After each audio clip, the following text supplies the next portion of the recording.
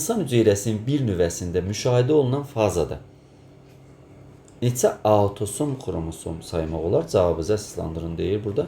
Deməli, biz burada yenə sualımıza dönəcəyik məcbur situasiya olduğu üçün mitoz bölünmənin mikroskop altında tədqiqi zamanı tədqiqatçı xromosomların sayını 2 dəfə artdığını müşahidə etmişdir. Yəni tədqiqatçı müşahidə edib ki, xromosom sayı 2 dəfə artır. 2 dəfə artır hansı mərhələ? Anafazada. Və insan hüceyrəsi verib bizə müşahidə olunan fazada neçə autosom xromosom saymaq olur? Yenə bir anafaza mərhələsi çəkirik, mitoz bölünmədir burada. Neçə autosom dediyi üçün bilirik ki, metafazada xromosomlar ekvatorda düzülürdü. Anafazada artıq kənarlara çəkilir. 44 autosom olurdu. Kənarlarda 2 dənə də cinsi xromosom olacaqdı. 44 üstəgələk 2. Bizdən autosomlar soruşduğu üçün 44 üstəgələk 44-ü götürəcək. 44 üstəgələk 44 bərabərdir 88 autosom xromosom saymaq olar. Düzgün cavab 88 olacaqdır.